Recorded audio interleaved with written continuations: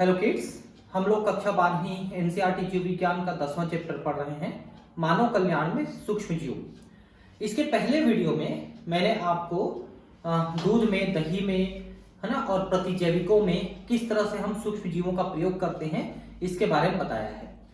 अब हम आगे बढ़ रहे हैं रसायन, एंजाइम तथा अन्य जैव सक्रिय अणु। बहुत सारे ऐसे केमिकल्स होते हैं जो हमारे शरीर में बनते हैं, एंजाइम्स वगैरह बनते हैं, हार्मोन्स वगैरह बनते हैं। आजकल हम इनको बाहर में सूक्ष्म जीवों की सहायता से बनवाते हैं। जैसे आपने इंसुलिन का नाम सुना होगा। जो डायबिटिक पेशेंट होते हैं उनके शरीर में इंसुलिन का बनना कम हो जाता है। वो इंसुलिन हम बाहर से सूक्ष्म जीवों के द्वारा, जीवाणुओं के द्वारा बनवाते हैं। फिर उसको इंजेक्शन के द्वारा डायबिटीज के पेशेंट को दिया जाता है, जिससे उनके शुगर का लेवल कंट्रोल में आ जाता है। कुछ विशेष प्रकार के रसायनों जैसे कार्बनिक अम्ल, एल्कोहल तथा एंजाइम्स आदि के व्यावसायिक तथा औद्योगिक उत्पादन में सूक्ष्म जीवों का बड़े पैमाने पर उपयोग किया जाता है। बहुत सारे कार्बनिक अम्ल हैं, जैसे मैलिक अम्ल है, साइट्रिक अम्ल है। इस टाइप के अम्लों का उत्पादन, एल्कोहल है, एंजाइम है, इनका उत्पादन। अम्लीय उत्पादकों के उदाहरण साइट्रिक अम्ल का एस्परजिलस नाइगर एक कवक, एसिटिक अम्ल का एसिटोबैक्टर एसिटाई जीवाणु, ब्यूटारिक अम्ल का क्लॉस्ट्रिडियम ब्यूटारिकम एक जीवाणु तथा लैक्टिक अम्ल का लैक्टोबैसिलस जीवाणु ये करते हैं। तो किनके द्वारा हम कौन सा अम्ल बनाते हैं, वो क्या है, इनका नाम यहाँ पर हमने बताया आपको। जैसे कि आपका साइट्रिक एसिड है, जो वास्तव में नींबू में पाया जाता है। साफ सफाई करने में, खट्टापन लाने में उनका प्रयोग किया जाता है। तो उसको हम लोग साइट्रिक एसिड को यहाँ पर उत्पादन करा सकते हैं एस्परजिलस नाइगर के द्वारा, जो कि एक कवक है। वैसे ही जो एसिटिक अम्ल है, जो सिरका में होता है, विनेगर में, उसका उत्पादन। ब्यूटारिक अम्ल है, जो वास्तव में बटर में होता है, मक्खन में, उसका उत्पादन कृत्रिम तौर पे। और लैक्टिक अम्ल जो दही में होता है, उसका उत्पादन लैक्टोबैसिलस। तो ज्यादातर जो ये चीजें हैं, इनका उत्पादन हम लोग जीवाणुओं के द्वारा ही कराते हैं, ज्यादातर उत्पादन। एथेनॉल के बड़े पैमाने पर उत्पादन के लिए ईस्ट यानी सैक्रोमाइसिस सेरेविसी का प्रयोग किया जाता है। तो जो एथेनॉल है, जो ज्यादातर मदिरा में आप देखते हैं कि इथेनॉल पाया जाता है, उसका उत्पादन हम लोग ईस्ट के माध्यम से, सैक्रोमाइसिस सेरेविसी के माध्यम से करते हैं। और ये ईस्ट हम लोग किसी भी शुगर सॉल्यूशन में डाल देते हैं तो वहां पर उसका उत्पादन इसके द्वारा हो जाता है। और अलग अलग एल्कोहलों में इसका लेवल अलग अलग रहता है। सबसे कम साइडर में, ब्रांडी में, इसमें बियर में रहता है, ज्यादा से ज्यादा ब्रांडी में होता है। तो ईस्ट के प्रयोग द्वारा हम एल्कोहल का, इथेनॉल का उपयोग निर्माण करते हैं। लाइपेज का प्रयोग अपमार्जक, संरूपण तथा धुलाई में कपड़ों से तेल के धब्बे हटाने में किया जाता है। लाइपेज जो एंजाइम होता है, वसा का पाचन कर देता है, इसलिए उसका उपयोग हम लोग तेल के धब्बे वगैरह निकालने के लिए डिटर्जेंट पाउडर में करते हैं। जो डिटर्जेंट पाउडर होता है, उससे कपड़े इसीलिए साफ हो जाते हैं क्योंकि उसमें प्रोटीन के डाइजेशन के लिए, वसा के डाइजेशन के लिए और दूसरे और भी जो दाग धब्बे हैं उनके डाइजेशन के लिए अलग अलग प्रकार के एंजाइम्स वहां पर होते हैं, जिससे वो कपड़े की सफाई हो जाती है। आपने अवश्य देखा होगा कि आप बाजार से खरीद कर फल रस की जो बोतल लाते हैं, उसका रस घर में बने रस की तुलना में अधिक साफ होता है ना, साफ दिखाई देता है। तो देखिए, वैसे तो मैं आपको रिकमेंड करूंगा कि आप कोई भी जो जूस है फल का, वो मार्केट में जो डिब्बा बंद होते हैं उनका प्रयोग कम से कम करें, घर में बना के ज्यादा करें। तो जो मार्केट में आता है उनको साफ किया जाता है, उसकी टर्बिडिटी को दूर किया जाता है अलग अलग एंजाइम्स के प्रयोग द्वारा, इसलिए वो साफ सुथरे दिखाई देते हैं। जबकि घर में बना हुआ जो जूस होता है वो धुंधला दिखाई देता है, थोड़ा सा उसमें ऐसे धब्बे धब्बे दिखाई देते हैं, क्योंकि वो नेचुरल होता है। पेक्टिनेज तथा प्रोटीएज के प्रयोग के कारण बोतल वाला रस अधिक स्वच्छ एवं साफ हो जाता है, क्योंकि उस रस में पहले पेक्टिनेज एंजाइम डाल के पेक्टिन को और प्रोटीएज एंजाइम डाल के प्रोटीन को डाइजेस्ट कर दिया जाता है, जिससे वो साफ हो जाता है। स्ट्रेप्टोकाइनेज स्ट्रेप्टोकोकस जीवाणु द्वारा उत्पन्न होता है, जो आनुवांशिक इंजीनियरिंग द्वारा रूपांतरित किया जाता है। इसका प्रयोग रक्त वाहिनियों से थक्का हटाने में, थक्का स्फोटन के रूप में किया जाता है। देखिए, हमारे शरीर में जो रक्त वाहिनियां हैं उसमें रक्त बह रही है। अगर वो रक्त कहीं पर थक्का बना लेता है तो वहां पर रक्त का प्रवाह रुक जाता है, जिससे वो अंग खराब होने लगता है। उस रक्त के थक्का को डिसॉल्व करने के लिए, घोलने के लिए हम स्ट्रेप्टोकाइनेज एंजाइम का प्रयोग करते हैं। तो ये स्ट्रेप्टोकाइनेज एंजाइम जीवाणु से हम उत्पन्न करवाते हैं, जेनेटिक इंजीनियरिंग द्वारा, आनुवांशिक अभियांत्रिकी के द्वारा उस जीवाणु में हम परिवर्तन करते हैं। पिछले चैप्टर्स में हमने इसके बारे में पढ़ा है कैसे परिवर्तन करते हैं, और उनका हम उपयोग करते हैं, जिससे स्ट्रेप्टोकाइनेज स्ट्रेप्टोकोकस जीवाणु से मिल जाता है। हृदय घात के अग्रक मायोकार्डियल इन्फेक्शन से गुजरते हैं। देखिए, मायोकार्डियल इन्फेक्शन नहीं होगा, वो जो है मायोकार्डियल इन्फेक्शन होता है। उसका मतलब होता है कि जो हृदय की दीवार है उसकी कोशिकाएं नष्ट होने लगती हैं, उसके ऊतक नष्ट होने लगते हैं, जिसके कारण से हृदय कमजोर होने लगता है। तो उससे ये राहत दिलाता है। अन्य जैव सक्रिय अणु साइक्लोस्पोरिन ए है, जिसका प्रयोग अंग प्रत्यारोपण में प्रतिरक्षा निरोधक यानी इम्यूनोसप्रेसिव कारक के रूप में रोगियों में किया जाता है। देखिए, जब हम किसी दूसरे व्यक्ति से अंग लेकर के अपने शरीर में लगाना चाहते हैं तो सबसे बड़ी समस्या क्या होती है कि जो लेता है अंग, उसका शरीर उसको स्वीकार नहीं करता है और उसको रिजेक्ट करता है, क्योंकि बाहरी पदार्थ मानता है और उसके विरुद्ध एंटीबॉडी बनाने लगता है, जिससे वो अंग को नष्ट करने लगता है। जैसे किडनी लिया, उसको नष्ट कर देगा। तो इसलिए उसके शरीर के इस प्रतिरोधकता को दबाया जाता है, जिससे वो उसको नष्ट ना कर सके। तो हमको कुछ इम्यूनोसप्रेसिव दवाइयां लेनी पड़ती है, जिससे वो एंटीबॉडीज बनना रुक जाए। हालांकि इसका साइड इफेक्ट ये है कि शरीर में जो दूसरे रोग हैं उनके लिए भी एंटीबॉडी बनना बंद हो जाता है शरीर में, जिससे वो दूसरे प्रकार की बीमारियों से ग्रसित होने लगता है वो व्यक्ति। तो साइक्लोस्पोरिन ए ऐसा ही एक दवाई है जो हमारे इम्यून सिस्टम को दबा देता है, जिससे वो व्यक्ति उस अंग को स्वीकार कर पाता है। इसका उत्पादन ट्राइकोडर्मा पॉलीस्पोरम नामक कवक से किया जाता है। तो जरा ध्यान रखेंगे जो मेन पॉइंट है, इनको ट्राइकोडर्मा पॉलीस्पोरम नाम से इम्यूनोसप्रेसिव साइक्लोस्पोरिन ए पैदा किया जाता है। मोनास्कस परफ्यूरियस ईस्ट से उत्पन्न स्टेटिन का व्यापारिक स्तर पर प्रयोग रक्त कोलेस्ट्रॉल को कम करने के लिए किया जाता है। तो स्टैटिन जो है एक केमिकल है, रक्त में कोलेस्ट्रॉल लेवल को डाउन करने के लिए हम इसको उपयोग करते हैं। तो मोनास्कस परफ्यूरियस नाम के ईस्ट से इसका उत्पादन किया जाता है। तो जो कोलेस्ट्रॉल के पेशेंट होते हैं उनमें ये दिया जाता है। कोलेस्ट्रॉल के संश्लेषण के उत्तरदायी एंजाइम स्पर्धा संदमन की तरह कार्य करता है। तो ये जो स्टेटिन है ना, देखिए क्या होता है, कोलेस्ट्रॉल वैसे तो गुड कोलेस्ट्रॉल बैड कोलेस्ट्रॉल दोनों होते हैं। तो जो बैड कोलेस्ट्रॉल है वो हमारे शरीर के लिए नुकसानदायी होता है। तो बैड कोलेस्ट्रॉल के बनने को रोकने के लिए उसको बनाने वाला जो एंजाइम है उसको ब्लॉक करता है स्टेटिन, जिससे वो उसका बनना कम हो जाता है। ठीक है, अब है वाहित मल उपचार में सूक्ष्म जीव। देखिए, जो शहरों का सीवेज वाटर है, नाली का पानी है, उसमें सबसे बड़ी समस्या होती है मानव मल, क्योंकि ज्यादातर घरों का जो टॉयलेट होता है, टॉयलेट का लाइन उसी नाली से जुड़ा होता है। तो सारा मल पदार्थ नाली में जाता है, फिर सीधा उसको नदी में छोड़ देते हैं, तो नदी का पानी गंदा हो जाता है। तो इसके लिए वाटर ट्रीटमेंट या सीवरेज वाटर ट्रीटमेंट प्लांट लगाया जाता है। बड़े बड़े तालाब होते हैं ये, उनमें उसको ले जा करके मल पदार्थ वाले पानी को ले जाके साफ किया जाता है, और साफ करने के बाद फिर उसको नदी में छोड़ा जाता है। तो उसके नदी का पानी गंदा नहीं होता। जैसे इलाहाबाद में इसका एक बड़ा प्लांट फिट किया गया है जो गंगा के नदी में आने वाले पानी को साफ करके भेजता है ना। तो ये उस प्लांट का एक फोटो है, आप देख सकते हैं। नीचे पूरा पानी, ये जो गंगा पानी पूरा भरा हुआ है, ठीक है, और ये ऊपर में कुछ इंस्ट्रूमेंट इसको साफ करने के लिए लगे हुए हैं। हम जानते हैं कि प्रतिदिन नगर एवं शहरों से व्यर्थ जल की एक बहुत बड़ी मात्रा जनित होती है ना, और वो जो नालियों में जाता है। इस व्यर्थ जल का प्रमुख घटक मनुष्य का मलमूत्र है।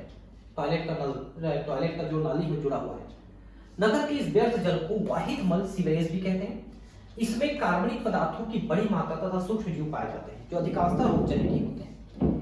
आपको पता है ना कि हमारे मल में बहुत सारे सूक्ष्म जीव होते हैं, बहुत सारे रोगाणु होते हैं, क्योंकि शरीर के रोगाणु भी उससे निकले होते हैं। और पेट में तो होते ही हैं दुनिया भर के रोगाणु और दुनिया भर के बैक्टीरिया, वो सब मानव मल में निकलते हैं और वो पानी में चले जाते हैं। तो उस पानी को कोई पी लेगा तो कितना बीमार हो सकता है, सोचिए। आपको आश्चर्य होगा कि वाहित मल की बड़ी मात्रा अथवा शरीर व्यर्थ का रोजाना निपटान कैसे होता है, कैसे हो सकता है। इसे प्राकृतिक जल स्रोतों, नदी, झरने में सीधे विसर्जित नहीं किया जा सकता, क्योंकि ज्यादातर शहरों में यही होता है कि सीधे विसर्जित कर दिया जाता है। आप समझ सकते हैं क्यों, क्योंकि बीमार पड़ जाएगा सीधा डालने से, व्यक्ति उसको पीने वाला, उसको नहाने वाला। अतः विसर्जन से पूर्व वाहित मल का उपचार वाहित मल संयंत्र में किया जाता है ताकि वह प्रदूषण मुक्त हो जाए, है ना। व्यर्थ जल का उपचार परपोषित सूक्ष्मजीव से किया जाता है जो वाहित मल प्राकृतिक रूप से वास करते हैं। यह उपचार निम्नलिखित 2 चरणों में संपन्न होता है। तो देखिए, उसमें जो सूक्ष्मजीव है उन्हीं का प्रयोग करते हैं उसको साफ करने के लिए, क्योंकि सूक्ष्मजीवों की एक विशेषता है कि कार्बनिक पदार्थों को अकार्बनिक पदार्थ में बदल देते हैं। आपको बता दें कि पानी में या कहीं पर भी जितना ज्यादा ऑर्गेनिक पदार्थ होंगे, कार्बनिक पदार्थ होंगे, वहां सूक्ष्मजीव उतने ज्यादा विकसित होते हैं। और सूक्ष्मजीव उनको जब अकार्बनिक पदार्थ में बदल देते हैं तो उनका विकास रुक जाता है सूक्ष्मजीवों का। तो मानव मल कार्बनिक पदार्थों से भरपूर है, उसमें जब सूक्ष्मजीव विकसित होते हैं तो वो उनको अकार्बनिक पदार्थों में बदलते जाते हैं, जिससे पानी धीरे धीरे साफ हो जाता है। इसी को बीओडी से नापते हैं, क्योंकि ये जो सूक्ष्मजीव होते हैं ये ऑक्सीजन शोषण करते हैं, तो पानी के ऑक्सीजन का उपयोग कर लेते हैं, तो ऑक्सीजन कम हो जाता है पानी में, तो उसकी डिमांड बढ़ जाती है। तो पानी में जितने ज्यादा कार्बनिक पदार्थ रहेंगे, सूक्ष्मजीव उतने ज्यादा विकसित होंगे, तो उसको बीओडी उतना ज्यादा रहेगा, बायोलॉजिकल ऑक्सीजन डिमांड ज्यादा रहेगी। और जैसे जैसे ऑर्गेनिक पदार्थ कार्बनिक पदार्थ जो है अकार्बनिक में बदलते जाते हैं, उनके ऑक्सीजन की डिमांड कम होने लगती है, तो बीओडी उसका कम होने लगता है। तो किसी पानी का बीओडी ज्यादा है का मतलब पानी ज्यादा गंदा है, और बीओडी कम है का मतलब पानी कम गंदा है। और जैसे जैसे साफ होता जाएगा बीओडी कम होती जाएगी और पानी के अंदर ऑक्सीजन की मात्रा बढ़ती जाएगी, उसका ये मतलब है। तो 2 चरणों में इसका उपचार किया जाता है। प्राथमिक उपचार, जिसमें मेनली जो ठोस पदार्थ है, जो ज्यादा बड़े पदार्थ है, उनको छाना जाता है, बैठाया जाता है नीचे। और दूसरे चरण में फिर जो घुलित अवस्था है उसमें जो कार्बनिक पदार्थ है उनको डाइजेस्ट किया जाता है, और जो बैठा हुआ है उसको भी डाइजेस्ट किया जाता है। तो प्राथमिक उपचार है, मूलभूत रूप से उपचार के इस पद में वाहित मल से बड़े छोटे कणों का निस्यंदन यानी निस्पंदन, फिल्ट्रेशन तथा औषधान सेडिमेंटेशन द्वारा भौतिक रूप से अलग कर दिए जाते हैं। तो अगर पानी को आप किसी तालाब वगैरह में छोड़ देते हो तो धीरे धीरे उसमें से बड़े जो पार्टिकल हैं, बड़े जो पदार्थ हैं उसमें भारी, वो नीचे बैठ जाते हैं। कुछ को हम बड़े जालियों में छान लेते हैं, तो बड़े कण जो है उस जालियों में फंस के अलग हो जाते हैं। तो फिल्ट्रेशन के द्वारा और औषधान यानी नीचे बैठा करके, सेडिमेंटेशन है औषधान मतलब नीचे बैठ जाना। इन्हें भिन्न भिन्न चरणों में अलग किया जाता है। आरंभ में तैरते हुए पूरे कण को अनुक्रमिक निस्पंदन द्वारा हटा दिया जाता है। तो मतलब क्या है कि पहले जो बड़े कण हैं जो तैर उनको छान दिया जाता है। इसके बाद शीत बालुकाश ग्रीड मृदा तथा छोटे गुटिकाओं के पेवल को औषधान द्वारा निष्कासित किया जाता है। तालाब में छोड़ देते हैं पानी को तो धीरे धीरे जो गिट्टी वगैरह है, कण वगैरह है, पार्टिकल, ये जो सैंड वगैरह है वो नीचे बैठ जाते हैं। सभी ठोस जो प्राथमिक अपंग स्लज के नीचे बैठे कण हैं और जो प्लावी सुपरनेटेड बहिस्राव इफ्लुएंट का निर्माण करता है, बहिस्राव को प्राथमिक निष्पादन टैंक से द्वितीयक उपचार के लिए ले जाया जाता है। तो जो नीचे बैठ गए वो स्लज बन जाते हैं। उस स्लज को बाद में निकाल के आप खेतों में या इस टाइप की किसी जगह पे आप डायरेक्टली उपयोग कर सकते हो, क्योंकि वो एक अच्छे क्वालिटी का खाद बन जाता है बाद में। लेकिन ऊपर का जो पानी बचा, जो नीचे बैठने के बाद जो पानी बचा ऊपर का, जिसको अपन ये इफ्लुएंट कहते हैं, बहिस्राव कहते हैं, उस पानी में अभी भी ऑर्गेनिक मटेरियल, कार्बनिक पदार्थ घुले हुए हैं।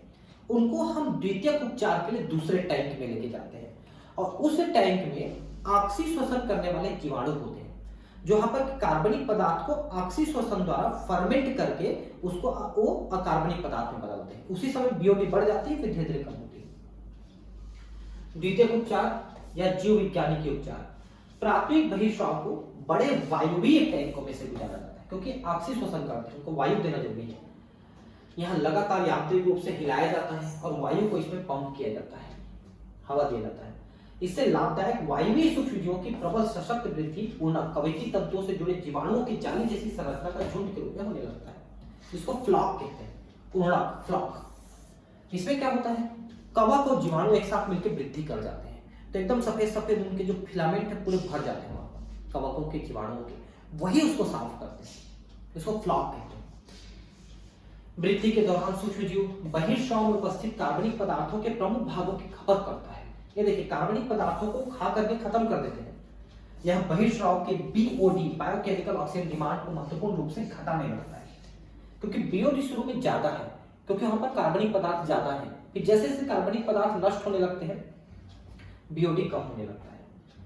बीओडी ऑक्सीजन की उस मात्रा को संदर्भित करता है जो जीवाणु द्वारा 1 लीटर पानी में उपस्थित कार्बनिक पदार्थों की खपत कर उन्हें ऑक्सीकृत करते हैं।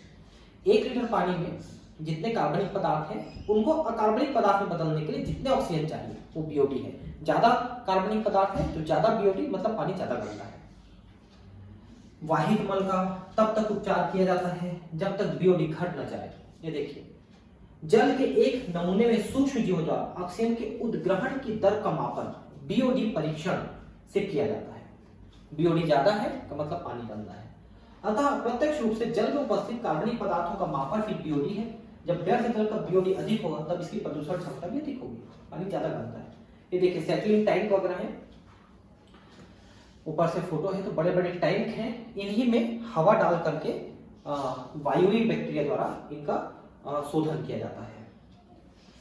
एक बार वाहित मल अथवा व्यर्थ जल का बीओडी पर्याप्त मात्रा में घट जाए तब बहिर्स्राव को सेटलिंग टैंक में भेजते हैं, जहां जीवाणु जून से अवसाद में परिवर्तित कर देते हैं। देखिए, अब जो बहिर्स्राव फ्लूइड था जिसमें हमने फ्लॉक डेवलप कराया था, मतलब क्या, कवक और जीवाणु विकसित कराए थे। अब वो साफ तो कर दिए, लेकिन अभी भी उसमें कवक और जीवाणु है। अगर उसके साथ हम छोड़ देंगे पानी में तो फिर गंदा होगा, क्योंकि वो कवक और जीवाणु पानी में पहुंच जाएंगे। हम इसको दूसरे टैंक में डाल देते हैं, सेटलिंग टैंक में, ताकि वो कवक और जीवाणु का जो फ्लॉक है वो नीचे बैठ जाए, ऊपर साफ पानी हो जाए। वो साफ पानी छोड़ देते हैं और नीचे बैठा हुआ जो फ्लॉक है उसको निकाल के हम मिट्टी में मिला देते हैं। तो मिट्टी में फिर वो उसको खाद बनाने में या जो स्लज हमने जो नीचे बैठाए हुए चीज को ले गए थे उसी में हम मिला देते हैं, जिससे वो खाद बन जाता है। और कुछ मात्रा को वापस सेटलिंग इसमें जो ऑक्सीकरण वाला टैंक है उसमें हम कुछ मात्रा को वापस ले जाके इनोक्यूलम के रूप में यूज कर सकते हैं। मतलब एक जो काम कर चुका उसके जीवाणु कवक को निकाल के फिर नए टैंक में डाल सकते हैं थोड़ी बहुत मात्रा को, जिससे उसमें वो काम शुरू करते हैं और बाकी बचे को हम मिट्टी में मिला सकते हैं। यह अवसाद सकृत अपंख कहलाता है। इसके छोटे से भाग को फिर से पीछे वायु टैंक में पंप करते हैं। यह अपंख निवेश द्रव्य की तरह से कार्य करता है, क्योंकि नए टैंक में आप डाल दोगे तो उसमें वो वृद्धि करेगा, उसके पानी को साफ करेगा। और जो पुराना वाला टैंक है जिसमें साफ कर चुका है उसके जो बाकी हिस्से हैं कवकों के, जीवाणुओं के, कुछ को तो नए टैंक में लगा, कुछ को हम मिट्टी में ले जाके डाल देते हैं। ये देखिए, अपंख का बचा खुचा मुख्य भाग बड़े टैंक से पंप किया जाता है, जिसे अवायवीय अपंख संपाचित्र एनएरोबिक स्लज डाइजेस्टर कहते हैं। या तो मिट्टी में मिला देंगे या फिर उसको हम एक दूसरे डाइजेस्टर में ले जाते हैं। अब वहां पर अवायवीय जीवाणु विकसित होते हैं, जो अब ये वायवीय जीवाणु और कवकों का डाइजेशन कर देते हैं बचे हुए हिस्से का। यहाँ जीवाणुओं की अन्य किस्में जो अवायवीय रूप से वृद्धि करती हैं वे अपंख में उपस्थित जीवाणु तथा कवकों का पाचन कर देती हैं। पाचन के दौरान जीवाणु गैसों का मिश्रण जैसे methane, hydrogen sulphide, carbon dioxide उत्पन्न करते हैं। ये गैसें बायोगैस का निर्माण कर सकती हैं। ठीक है, तो बायोगैस के रूप में आप उसका उपयोग कर सकते हैं। क्योंकि ज्वलनशील होती है, इसका प्रयोग ऊर्जा के स्रोत के रूप में किया जा सकता है। ऊर्जा के रूप में आप बायोगैस का देखिए, बायोगैस का जो प्लांट होता है उससे पाइप निकला रहता है, और जो चूल्हा होता है ना, गैस चूल्हा जैसे ही होता है, बस उसके बर्नर में बड़े छेद होते हैं और वो भी नीले रंग में जलता है। माचिस से जलाना पड़ता है, लाइटर से नहीं जल पाता है। द्वितीयक उपचार प्लांट से बहिर्स्राव सामान्यतः जल के प्राकृतिक स्रोत नदियों, तालाबों, झीलों में छोड़ा जा सकता है। वाहित मल उपचार संयंत्र का आकाशीय चित्र दिखाया गया है जो हमने अभी देखा था। आप समझ सकते हैं कि किस प्रकार सूक्ष्मजीवी प्रतिदिन विश्व भर में व्यर्थ जल के लाखों करोड़ों गैलन पानी के उपचार में महत्वपूर्ण भूमिका निभाते हैं। संसार के लगभग समस्त भागों में लगभग सदियों से इसी कार्य प्रणाली का प्रयोग किया जाता है। आज के दिन तक कोई मनुष्य तैयारी के प्रौद्योगिकी वाहित मल के सूक्ष्मजीवी उपचार के सामने नहीं टिक पाई है। तो ये एक प्रकार से प्राकृतिक तरीका है, और बड़े तालाबों में पहले नाली का पानी छोड़ा जाता है, फिर वहां से साफ पानी को नदियों में छोड़ा जाता है, तो 2-3 लेयर में वो डाइजेस्ट करता है। आप जानते हैं कि बढ़ते हुए शहरीकरण के कारण पहले की तुलना में वाहित मल की बहुत बड़ी मात्रा उत्पन्न हो जाती है। अतः वाहित मल की इतनी बड़ी मात्रा को उपचारित करने में इन उपचार संयंत्रों की संख्या पर्याप्त नहीं बढ़ाई गई है। इस उपचारित वाहित मल को सीधे नदियों में छोड़ दिया जाता है। अपचारित को वाहित मल को नदियों में छोड़ दिया, परिणाम स्वरूप प्रदूषण और जल जनित रोगों की संख्या बढ़ रही है। तो बड़े शहरों में इतना ज्यादा नाली का पानी निकल रहा है, इतने ज्यादा मलमूत्र निकल रहे हैं कि आप उनको उनको उनको संयंत्र में भेज करके साफ नहीं कर पाते, तो सीधे नदियों में छोड़ देते हैं। इसलिए गंगा है, जमुना है, आपका ये है नर्मदा है, बाकी सभी नदियां भी, ज्यादातर नदियां प्रदूषित हो चुकी हैं, क्योंकि सीधे सीधे आप नाली का पानी, फैक्ट्रियों का पानी उसमें डाल रहे हो, ये दिक्कत है। पर्यावरण तथा वन मंत्रालय ने हमारे देश की प्रमुख नदियों को प्रदूषण से बचाने के लिए गंगा एक्शन प्लान तथा यमुना एक्शन प्लान जैसी योजनाओं का सूत्रपात किया है। ये तो पुरानी बात हो गई, इसका पैसा तो खा दिया लोगों ने और ये भ्रष्टाचार की भेंट चढ़ गई। अभी जो है गवर्नमेंट जो है 1-2 साल पहले से, 2-3 साल पहले से नमामि गंगे करके एक नई योजना चला रही है और उसमें वो कुछ हद तक सफलता हासिल कर रही है, जिससे गंगा जो है, नमामि गंगे में गंगा जो है काफी हद तक साफ होने में संभव हो पाया, गंगा को साफ करने में। इन योजनाओं के तहत एक बड़ी संख्या में नए वाहित मल उपचार संयंत्रों को बनाने का प्रस्ताव है, ताकि केवल उपचारित वाहित मल को ही नदियों में छोड़ा जा सके। आप अपने आसपास स्थित ऐसे किसी भी वाहित मल उपचार संयंत्र में जाएं जो अत्यंत ही रोचक तथा शिक्षाप्रद अनुभव होगा। अगर आप जा सके ऐसे जगह पे तो आप देख सकते हैं कि किस तरह से वाहित मल संयंत्र बना होता है। असल बात बनाए तो मैं भी इसको नहीं देखा हूं। बायोगैस के उत्पादन में सूक्ष्म जीव, देखिए इसको मैं ठीक से आपको ऐसे बता देता हूं, पढ़ने की जरूरत नहीं है। जो कैटल्स होते हैं, जो जानवर होते हैं, गाय भैंस वगैरह, बकरी वगैरह भी, इनके जो अमाशय होता है उसमें रूमेन करके एक भाग होता है। उस रूमेन वाले भाग में जीवाणु पाए जाते हैं जो मीथेन पैदा कर सकते हैं। इसको हम मिथेनोजेंस कहते हैं, जैसे रूमेनोकोकस है, मिथेनोकोकस है, ये बैक्टीरिया। तो जब ये खाना खाते हैं तो ये उसके फर्मेंटेशन में मदद करते हैं और साथ में गोबर के साथ बाहर आ जाते हैं। गोबर में बहुत सारे ऑर्गेनिक पदार्थ होते हैं जिनका ये फर्मेंटेशन करके मीथेन गैस उत्पन्न कर सकते हैं। और आपको पता है कि बायोगैस में मीथेन गैस ही प्रमुख होता है 65% तक। तो बायोगैस संयंत्र क्या होता है, एक बड़ा टंकी होता है, उसमें गोबर को घोल के डाल देते हैं। अब ये बैक्टीरिया जो गोबर के साथ है वो उसका फर्मेंटेशन करके बायोगैस उत्पन्न करते हैं। उसको ऊपर के टैंक में संग्रहित करके उसको निकाल लेते हैं और निकाल करके उसको फिर हम चूल्हे में जलाते हैं। तो उसमें CO2 की भी कुछ मात्रा जरूर होती है, कुछ भाप वगैरह भी होते हैं, पानी के, ये सब होते हैं, लेकिन फिर भी बढ़िया जलती है वो। और उसका जो, जैसा मैंने कहा कि जो गैस चूल्हा होता है उसका, वो ये साधारण जो गैस चूल्हा आपके घर में वैसे ही दिखता है, बस उसका जो बर्नर होता है उसके छेद बड़े बड़े होते हैं और माचिस से आपको जलाना पड़ेगा उसको, ऐसे नहीं जलेगा। तो ये जो है बहुत बढ़िया काम करते हैं, ठीक है। और फर्मेंटेशन के रूप में आप आटे का, पनीर का किण्वन करा के ही आप बनाते हो, जिसमें CO2 गैस उत्पन्न होती है। और ये जो बायोगैस प्लांट है उसमें मेथेनोबैक्टीरियम, ये मुख्य जीवाणु है जो मिथेनोजेन कहलाते हैं। मिथेनो का मतलब मीथेन गैस और जेन का मतलब बनाने वाला, प्रोड्यूसर। तो मिथेनोजेन बैक्टीरिया है जो वहां पर मल पदार्थ में पाए जाते हैं। मैं आपको बताऊं कि इंसानों के मल में तो नहीं पाया जाता, लेकिन इंसानों के मल को अगर आप बायोगैस प्लांट में डाल देते हो गोबर के साथ, तो जरूर उससे मीथेन गैस बना सकता है, ठीक है। तो देखिए यहाँ पर हम गोबर को घोल के डाले हैं, गोबर यहाँ पर भरा हुआ है, इसमें से मीथेन गैस बनती है और बायोगैस ये इस टैंक में इकट्ठी होती है। ये टैंक थोड़ा ऊपर उड़ जाती है गैस भरने पर, फिर यहाँ से पाइप द्वारा हम ले जाकर के गैस को चूल्हे में जलाते हैं, तो ये गोबर गैस कहलाता है, ठीक है। तो ये 2 प्रकार का टैंक होता है। वैसे तो ये ऊपर नीचे होने वाला मूवेबल टैंक है। पुराना वाला गोबर यहाँ से ऐसे निकल जाता है, ये बहुत अच्छे खाद के रूप में उपयोग होता है, बहुत बढ़िया क्वालिटी का खाद होता है। ये मेरे घर में लगा हुआ था, लेकिन मेरे घर का तोड़ दिया बाद में, क्योंकि गाय भैंस सब कम हो गई है मेरे घर में। तो उसका जो टैंक था वो ऐसे करके ऐसे डोम शेप टैंक था और ये ऊपर नीचे नहीं होता था, बस गैस यहाँ भर जाती थी, यहाँ वाल्व लगा था, यहाँ से जाके गैस निकलती थी, ठीक है।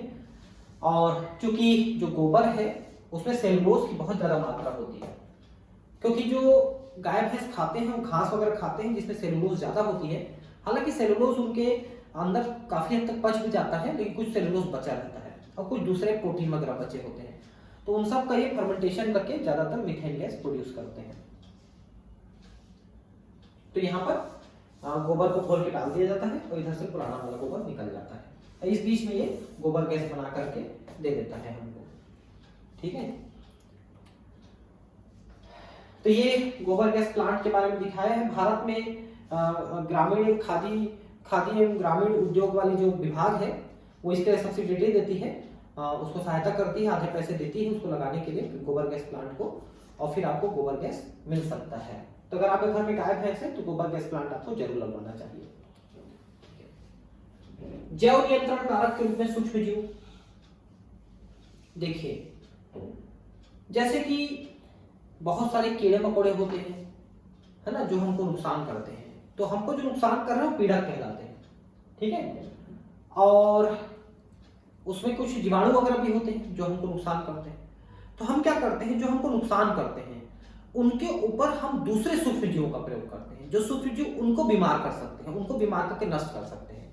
जैसे मान लो कोई कीड़ा है, कोई इंसेक्ट है, कोई कीट है, हमारे फसलों को नष्ट करता है, तो हम इस कीड़े को बीमार करने वाला कवक है, विषाणु है, जीवाणु है, इसको बच छोड़ देते हैं और ये बीमार होकर मर जाएगा, ऐसा, ठीक है। तो यहां पर कुछ चीजें हैं जो हमको पढ़ना चाहिए, हम ये पढ़ लेते हैं थोड़ा सा। 1 मिनट, कितना बचा है तो मैं नेक्स्ट क्लास में ले लूंगा अगर ये ज्यादा बचा है तो, है ना। 25 है, 31 है, ठीक है, ये आखिरी चैप्टर है तो मैं इसको पढ़ा के खत्म करता हूँ, ठीक है। ठीक, पादप रोगों तथा पीड़कों के नियंत्रण के लिए जैव वैज्ञानिक विधि का प्रयोग ही जैव नियंत्रण है। तो जो पीड़क हैं, जो हमको परेशान करते हैं, हमको नुकसान पहुंचाते हैं, उनको हम दूसरे सूक्ष्म जीवों के सहायता से नष्ट करेंगे। आधुनिक समाज में समस्याएं और रसायनों, कीटनाशियों तथा पीड़कनाशियों के बढ़ते प्रयोगों की सहायता से नियंत्रित की जाती है। तो रासायनिक जो कीटनाशक वगैरह हैं उनका प्रयोग हमारे लिए भी नुकसानदायी हो जाते हैं, तो हम उसके कुछ दूसरे तरीके, ये रसायन मनुष्यों तथा जीव जंतुओं के लिए अत्यंत विषैले तथा हानिकारक है, पर्यावरण, मृदा, जल, भूमि सब इत्यादि को प्रदूषित करते हैं, फलों, साग सब्जियों, फसलों पर भी हानिकारक प्रभाव डालते हैं। खरपतवार नाशियों का प्रयोग खरपतवार को हटाने में किया जाता है, यह भी हमारी मृदा को प्रदूषित करते हैं। खरपतवार नाशी जो होते हैं ये कुछ प्लांट हार्मोन के बने होते हैं जो पौधों को नष्ट कर देते हैं। तो एक्स्ट्रा जो खरपतवार उग गए हैं आपके खेतों में उनको नष्ट करने के लिए, सारी चीजें नुकसानदायी हैं हमारे लिए। पीड़क तथा रोगों का जैवीय नियंत्रण, ठीक है। तो हम दूसरे तरीके से कैसे नियंत्रित करेंगे, हम जीवाणुओं का, विषाणुओं का प्रयोग करेंगे और उनकी सहायता से हम जो पीड़क है उनको नष्ट करेंगे। कृषि में पीड़कों के नियंत्रण की यह विधि रासायनिक प्रयोग की तुलना में प्राकृतिक प्रभक्षण पर अधिक निर्भर करती है। तो एक जो दूसरे को खाता है, जैसे मान लो आपके खेत में कीड़े लग गए हैं, आपने बहुत सारी मुर्गियों को छोड़ दिया, मुर्गियां उन कीड़ों को खा गए, आपका नियंत्रित हो गया, ये एक प्रकार का जैव नियंत्रण है, ठीक है। ऑर्गेनिक फार्मर यानी कृषकों के अनुसार जो जैविक कृषि करते हैं, जैव विविधता ही स्वास्थ्य की कुंजी है।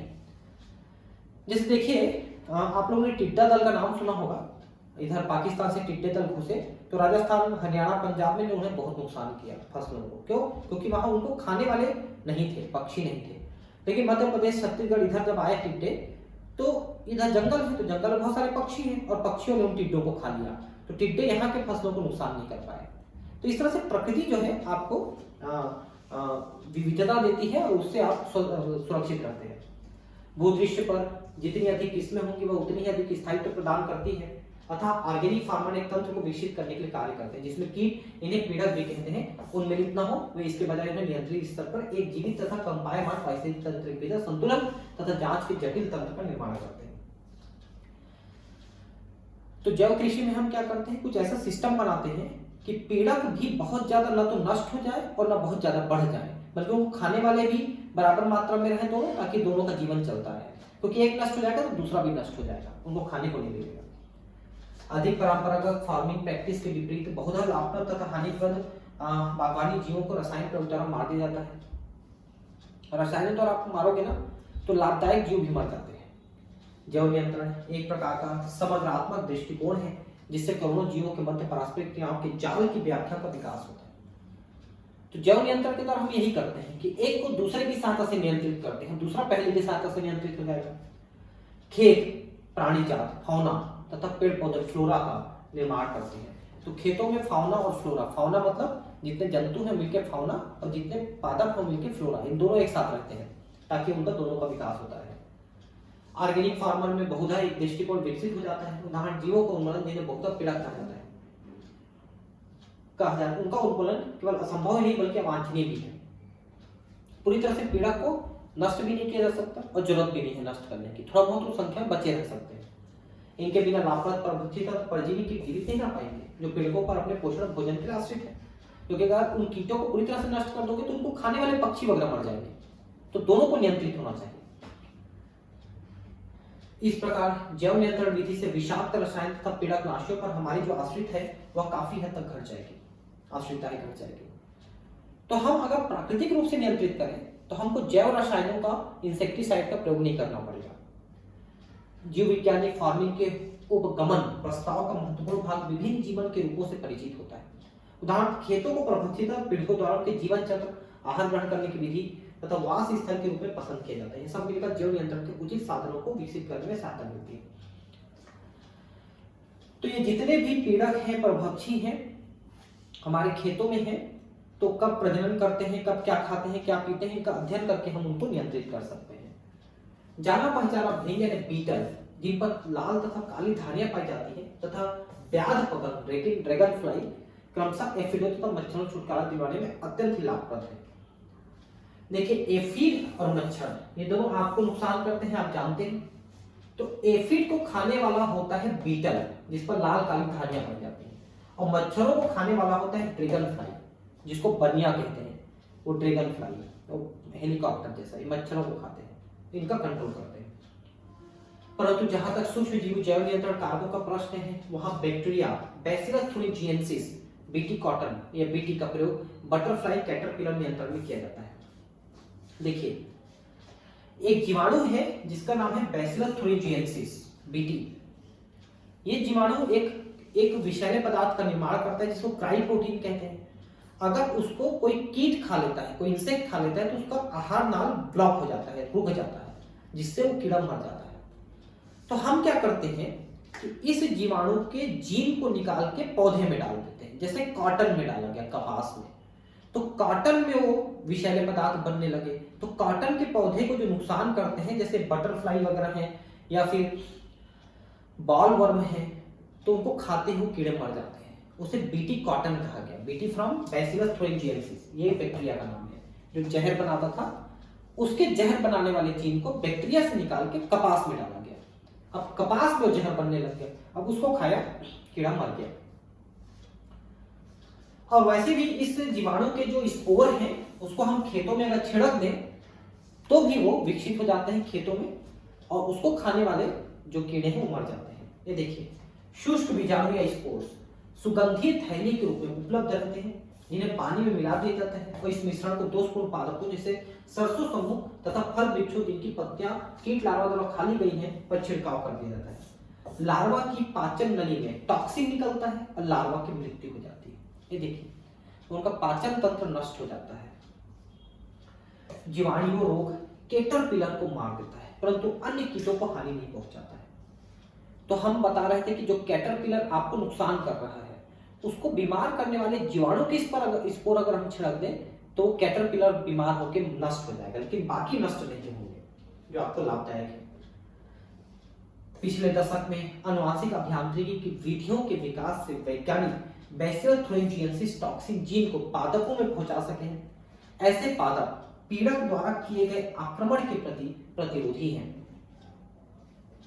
ठीक है ना, मैं बताया ना, बीटी कॉटन है। देखिए, बीटी कॉटन इसका एक उदाहरण है, बैक्टीरिया के जीन को कॉटन, जिससे हमारे जैसे कुछ राज्यों में उत्पन्न किया जाता है। इसके बारे में आपको अधिक जानकारी अध्याय 12 में मिलेगी।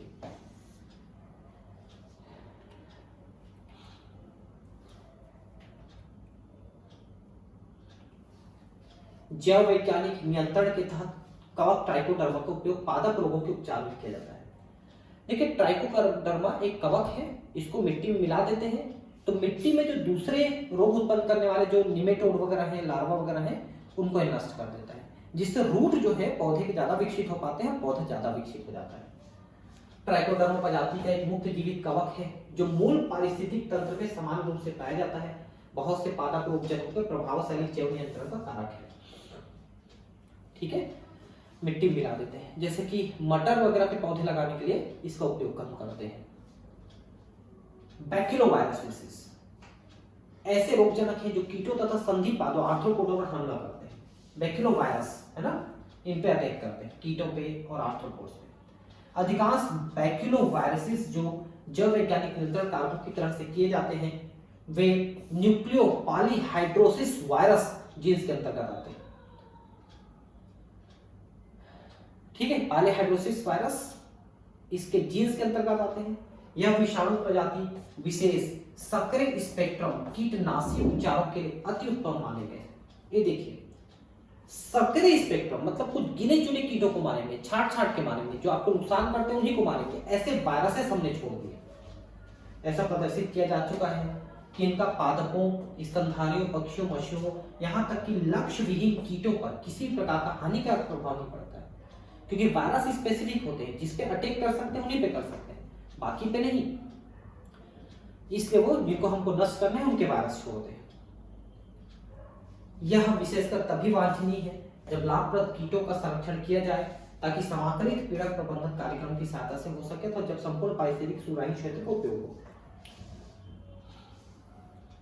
जैव उर्वरक के रूप में सूक्ष्म जीव, बहुत सारे सूक्ष्म जीव ऐसे होते हैं जो आपके उर्वरक की तरह काम करते हैं, जैसे कि ब्लू ग्रीन एल्गी, नीले हरे शैवाल, ये नाइट्रोजन स्थिरीकरण करते हैं, है ना, तो इनका प्रयोग आप कर सकते हो। या फिर एजोला है, एजोला में नीले हरे शैवाल विकसित हो जाते हैं, एजोला एक टेरिडोफाइट है, उसका प्रयोग आप कर सकते हो। तो इनके प्रयोग के द्वारा आप यूरिया का खपत जो है वो कम कर सकते हो।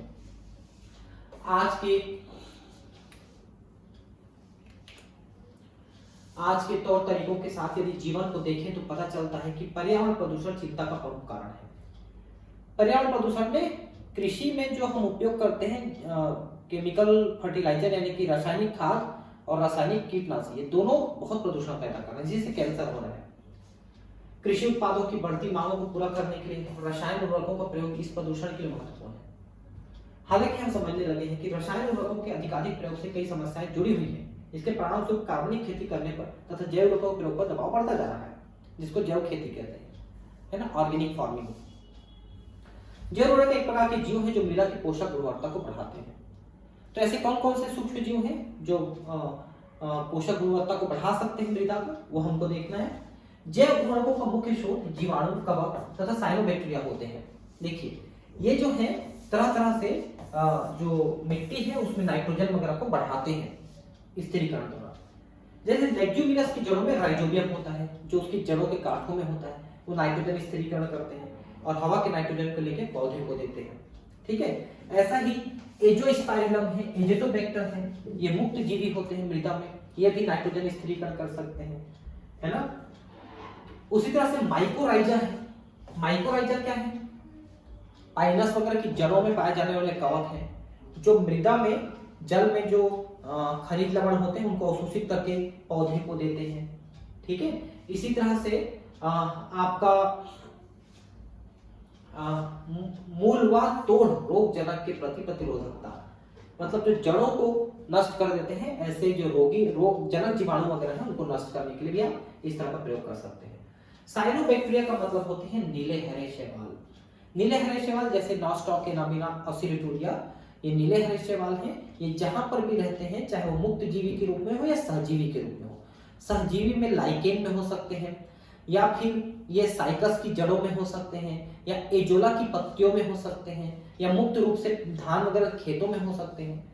तो जो नीले हरे शैवाल हैं ये हवा से नाइट्रोजन का स्थिरीकरण करते हैं और नाइट्रोजन को पौधे को देते हैं या मृदा को देते हैं। इस तरह से ये मृदा के नाइट्रोजन के जो कंटेंट है उसकी मात्रा है उसको बढ़ा देते हैं। तो इस तरह से हम जैव उर्वरकों का प्रयोग कर सकते हैं। बिना रासायनिक खाद के भी हम इनका मृदा का जो उर्वरता है उसको हम बढ़ा सकते हैं। ठीक है, तो इसके बाद की क्लास हम लाइव क्लासेस में करने वाले हैं, जैसा मैंने आपको बताया है। तो हम नेक्स्ट क्लास में पढ़ेंगे इसको, नेक्स्ट चैप्टर को। Thank you, bye.